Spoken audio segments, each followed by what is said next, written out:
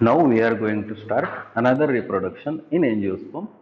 The reproduction is sexual reproduction. The reproduction is sexual reproduction. आपण कुठल्या plants मध्ये चाललोय? आपण एंजिओस्पर्म्स मध्ये. आणि कोणत्या रिप्रोडक्शनला चाललोय?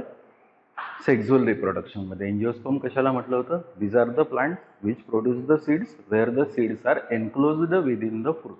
Such particular plants are called as angiosperms. की ह्या पर्टिक्युलर प्लांट्समध्ये सीड्स तयार होतात, पण ते पर्टिक्युलर सीड्स फ्रूटच्या आतमध्ये असतात. असे जर प्लांट्स असेल तर या प्लांट्सला काय म्हणतो आपण? एंजिओस्पर्म्स. आणि या एंजिओस्पर्म मधल्या दुसऱ्या रिप्रोडक्शनला चाललो आपण, that is called as sexual reproduction. पहिलं रिप्रोडक्शन काय होतं? Vegetative reproduction. त्या व्हेजिटेटिव्ह रिप्रोडक्शन मध्ये प्लांट पार्ट कुठले यूज झाले होते? Root, stem, leaves. म्हणजे नवीन प्लांट कुठून तयार होत होतं? रूटपासनं, स्टेमपासनं आणि लीफपासनं. आता आपल्याला त्या पर्टिक्युलर प्लांटला दुसऱ्या रिप्रोडक्शन मध्ये न्यायचं आहे. The reproduction it is called as sexual reproduction. And for sexual reproduction, this particular angiospermic plant, it produces the new structure, and that particular new structure it is called as flower. That is called as a flower. आता या particular सेक्झुअल रिप्रोडक्शनला आपल्याला start करायचं जर असेल तर कुठून start करावं लागेल? फ्लावर पासून. मग फ्लावर पासून सुरू करावं लागेल. फ्लावर मधले दोन रिप्रोडक्टिव्ह व्हॉल शोधावं लागेल. एक अँड्रोशियम आणि दुसरं. मग अँड्रोशियम कडे जावं लागेल, त्याला म्हणतो आपण स्टॅमेन. गायनोशियमच्या मेंबरकडे जावं लागेल, त्याला म्हणतो आपण कार्पेल. मग स्टॅमेनकडे गेलेलं असेल तर मग त्याचा अँथर स्टडी करावा लागेल. त्या अँथरमध्ये मग पोलनग्रेन दिसेल. तो पोलनग्रेन पुढे जाऊन मग मेल गमेटोफाइट तयार करेल आणि मेल गमेटोफाइटमध्ये मेल गमेट दिसेल. इकडे गायनोशियमच्या मेंबरला काय म्हटलं? कार्पेल. कार्पेलमध्ये मग आपल्याला ओव्ह्यूल दिसेल. त्या ओव्ह्यूलच्या आतमध्ये मग फिमेल गमेटोफाइट दिसेल. त्या फिमेल गमेटोफाइटमध्ये मग फिमेल गमेट दिसेल. म्हणजे मेल गमेटोफाइटमध्ये मेल गमेट आणि फिमेल गमेटोफाइटमध्ये फिमेल गमेट. मग मेल गमेट आणि फिमेल गमेट फ्यूज करावं लागेल. प्रोसेसला फर्टिलायझेशन म्हणावं लागेल. मग फर्टिलायझेशन मध्ये जे तयार होईल त्याला काय म्हणू आपण? सीड. मग सीड एकदा तयार झालं की ओव्हरीचं कन्व्हर्शन फ्रूटमध्ये होईल. मग फ्रूटच्या आतमध्ये आपल्याला सीड दिसेल. म्हणून या पर्टिक्युलर प्लांट्सला काय म्हणतो आपण? एंजिओस्पर्म. आणि या रिप्रोडक्शन मध्ये दोन गमिट्स तयार झाले, एक मेल गमिट आणि दुसरा फिमेल गमिट. म्हणजे गमिट जिथे तयार होतात, इन्व्हॉल्व्ह होतात, गमिट मिओसिस मध्ये तयार होतात, तसं जर रिप्रोडक्शन असेल तर that reproduction it is called as sexual reproduction. So what is sexual reproduction? The reproduction in which sex organs are involved. Gametes are formed by meiosis. The kind of reproduction it is called as sexual reproduction. And for sexual reproduction, angiospermic plants, they produce the structure, that particular structure it is called as flower. मग flower ला कसं define करता येईल? The flower is a modified condensed shoot. The flower is a modified condensed shoot for the purpose of sexual reproduction. की ते जे particular plant आहे त्या प्लांटची व्हेजिटेटिव्ह ग्रोथ कंप्लीट झालेली आहे.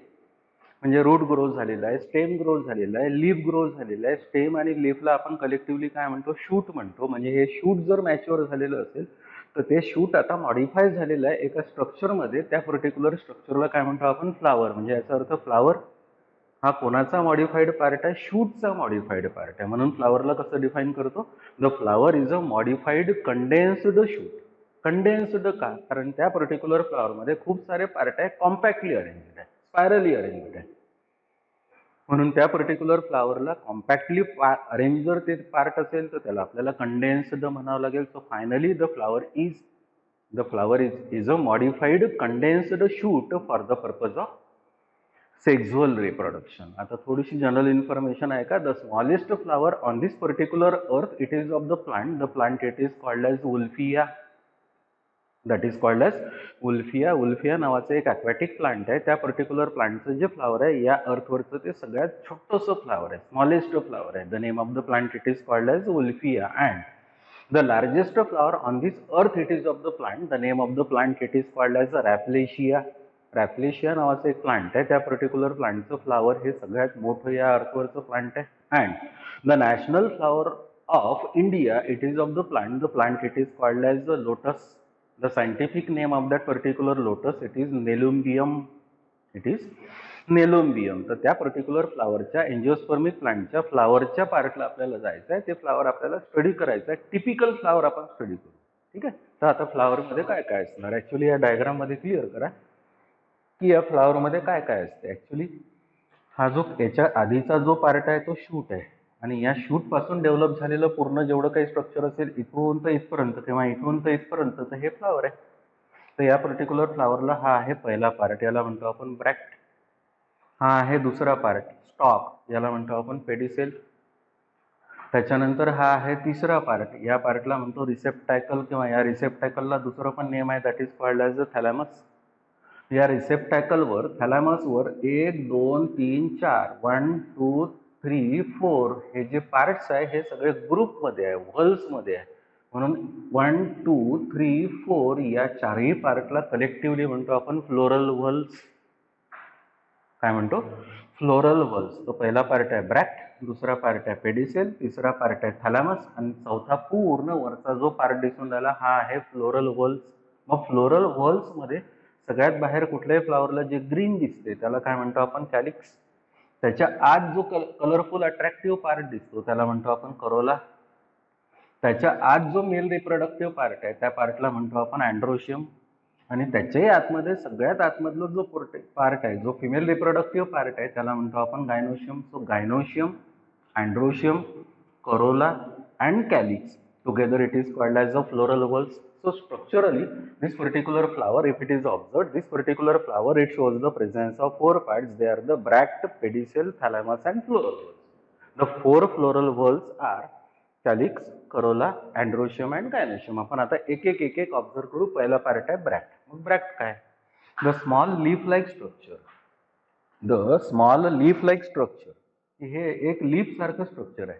The small leaf like structure in the axil of which, की त्याच्या ॲक्झिल मध्ये काय डेव्हलप होईल? The small leaf like structure in the axil of which flower develops that particular small leaf like structure or outgrowth it is called as bract. Or outgrowth it is called as bract. पण ही particular ब्रॅक्ट present प्रत्येक फ्लावरला असतेच असं नाही. If this particular bract is present to the flower it is called as a bracteate flower. And if this particular bract is absent to the flower it is called as a ebracteate flower.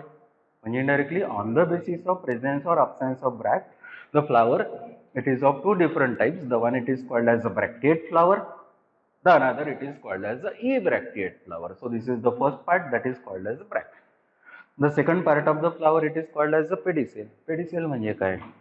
The stalk of the flower it is called as a pedicel. The function of this particular pedicel is to give support to the flower.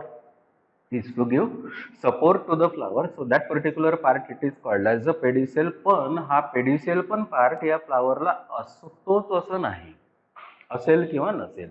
So if this particular pedicel is present to the flower, that particular part or flower it is called as a pedicellate flower. It is called as pedicellate flower. And if this particular pedicel is absent to the flower, marigold जर पाहिलं तुम्ही, झेंडूचं flower जर पाहिलं त्याच्यातला stock जर पाहिलं त्या फ्लावरला तर तो फ्लावरला स्टॉक नाही. हा इन्फ्लोरसन्सला स्टॉक आहे पण फ्लावरला स्टॉक नाही. म्हणून if this particular pedicel is absent to the flower it is called as a sessile flower. That is called as sessile flower. So on the basis of presence or absence of this particular pedicel, the flower it is of two different types. The one it is called as a pedicellate flower, the another flower it is called as a sessile flower.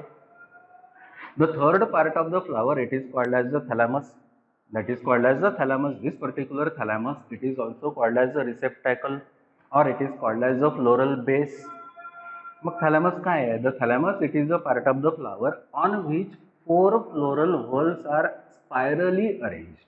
On which 4 floral whorls are spirally arranged. म्हणजे हा जर thalamus असेल तर इथे पहिल्यांदा calyx असेल, मग दुसरा करोला असेल, मग सगळ्यात आतमध्ये अँड्रोशियम असेल आणि त्याच्याही आतमध्ये मग गायनोशियम असेल. पण सगळे जे व्हॉल्स आहे कॅलिक्स, करोला, अँड्रोशियम, गायनोशियम हे या थॅलॅमसवर स्पायरली अरेंज असेल.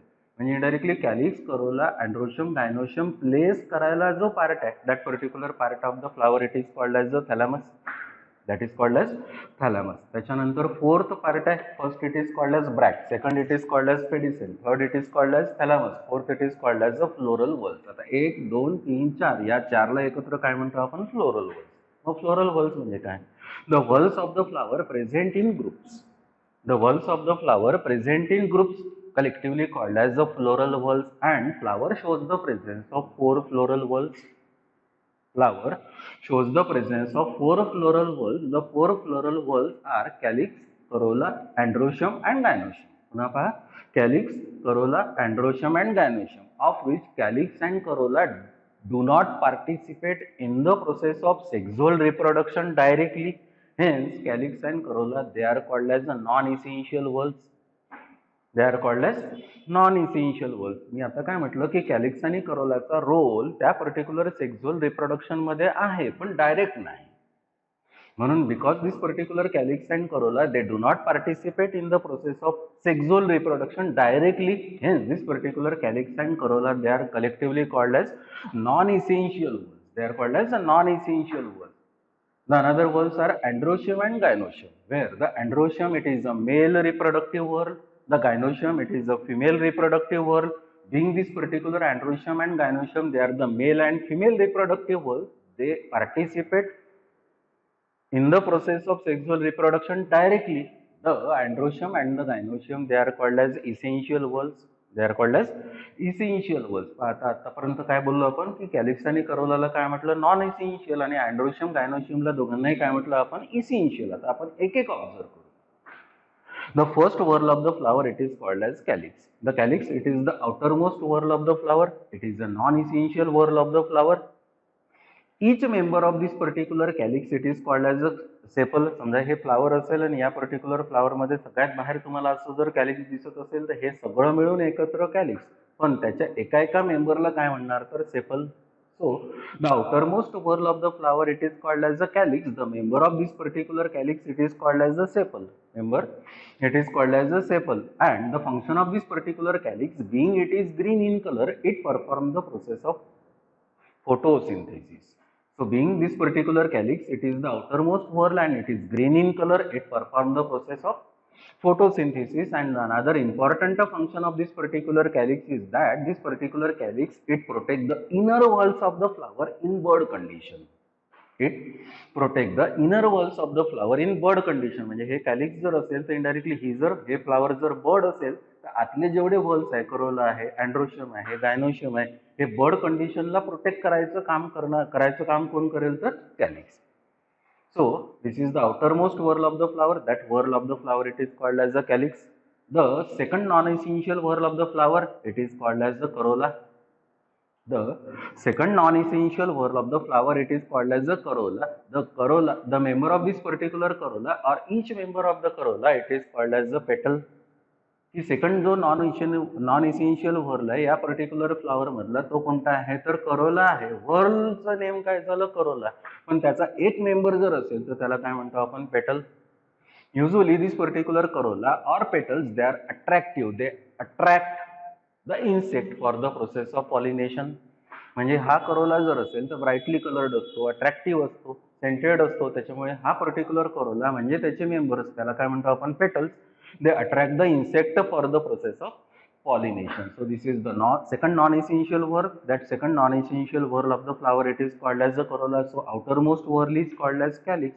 Second non-essential whorl of the flower it is called as the corolla. आता आपण essential कडे जाऊ. The third whorl of the flower it is called as the androecium or पहा काय म्हटलं मी, फर्स्ट आहे करोला, सेकंड आहे फर्स्ट आहे कॅलिक्स, सेकंड आहे करोला, थर्ड आहे androecium. So third whorl of the flower it is called as androecium. First essential whorl of the flower it is called as androecium. आता essential मध्ये हे first आहे and the male reproductive whorl of the flower it is also called as androecium. मी काय म्हटलं बाहेरून जर count केलं तर थर्ड आहे, इसेन्शियल मध्ये काउंट केलं तर फर्स्ट आहे आणि रिप्रोडक्टिव्ह पॉइंट ऑफ व्ह्यू जर ऑब्झर्व केलेलं असेल तर मेल रिप्रोडक्टिव्ह whorl आहे. So third whorl of the flower or first essential whorl of the flower or male reproductive whorl of the flower it is called as androecium and each member of this particular androecium it is called as stamen. Each member of this particular androecium it is called as stamen. की एक member जर या particular फ्लावरचा असेल तर या particular एका मेंबरला काय म्हणतो आपण स्टॅमेन.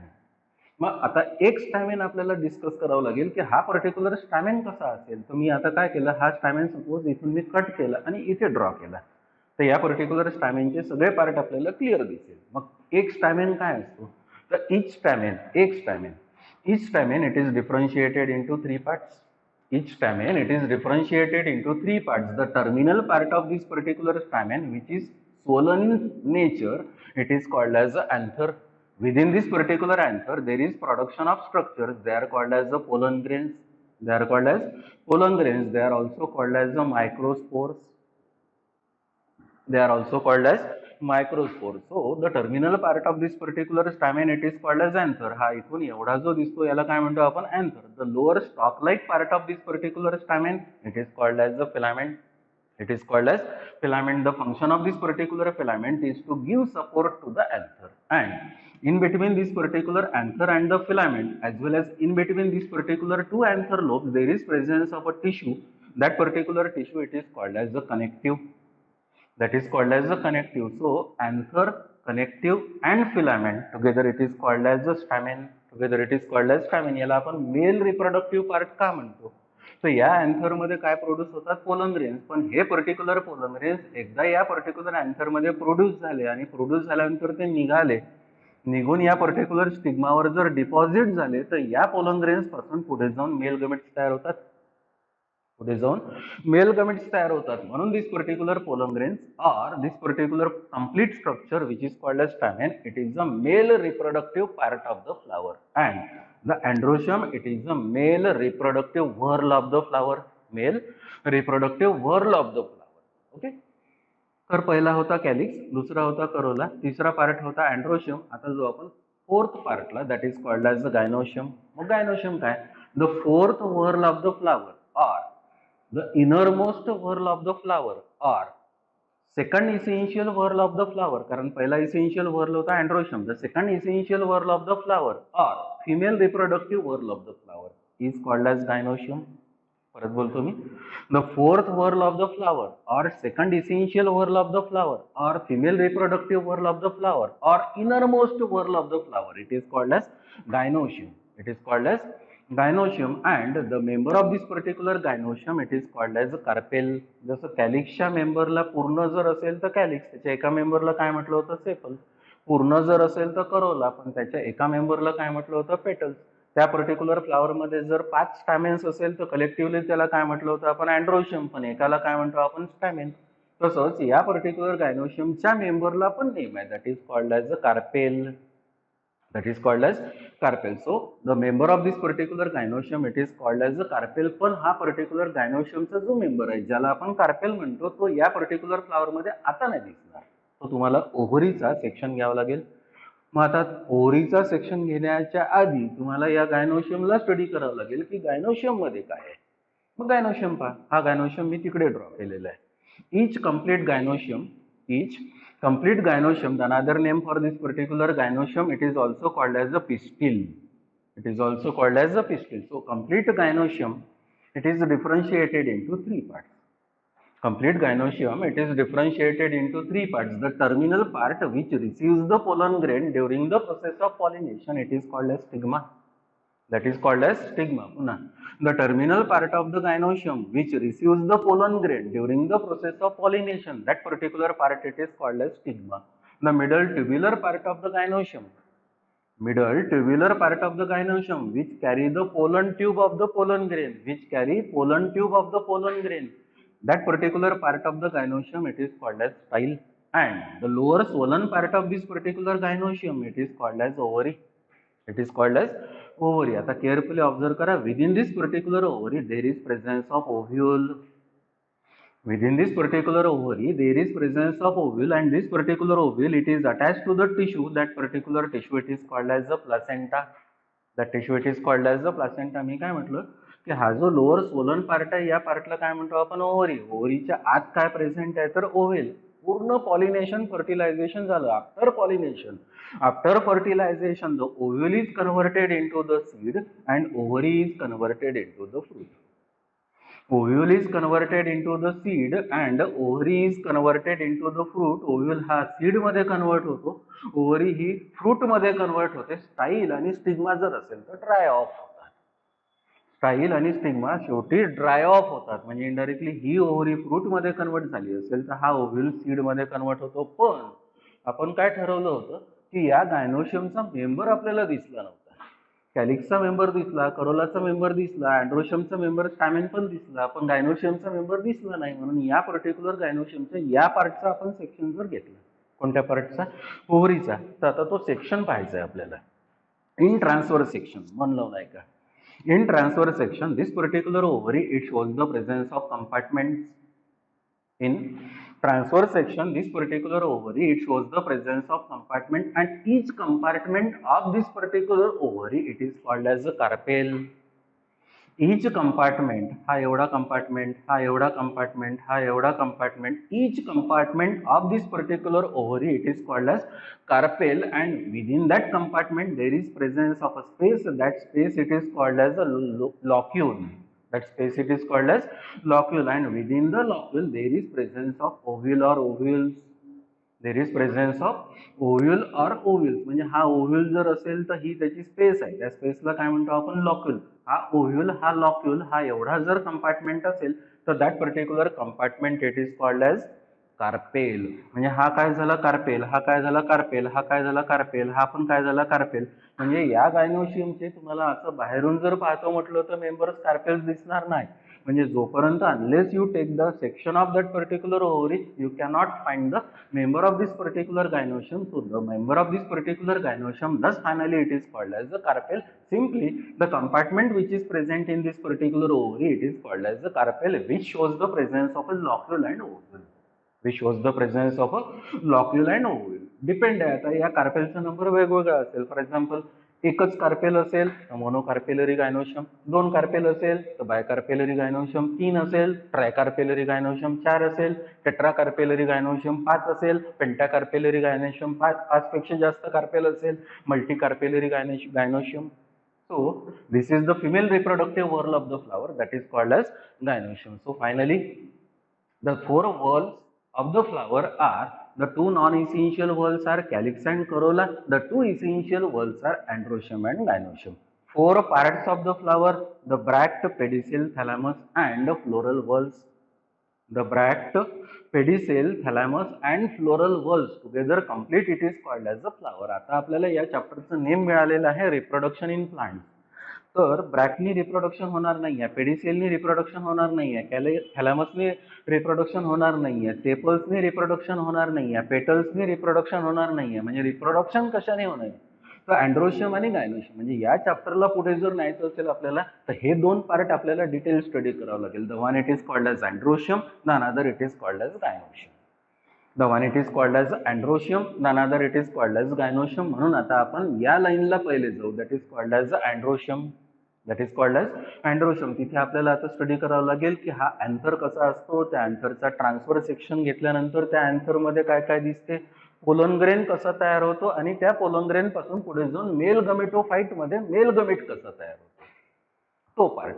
त्याच्यानंतर आपल्याला सुरू करावं लागेल गायनोशियम. मग या गायनोशियम मध्ये सगळ्यात मेन कोणतर ओव्हरी, ओव्हरी मधला ओव्हिल स्टडी करावं लागेल. त्या ओव्हिलच्या आतमध्ये फिमेल गमेटोफाइट कसा तयार होतो ते पाहावं लागेल, आणि फिमेल गमेटोफाइट मध्ये फिमेल गमेट कसा असतो ते चेक करावं लागेल. म्हणजे आता याच्या पुढे चॅप्टर आपलं जाईल या पार्ट मध्ये, that is called as structure of anther. That is called as structure of anther.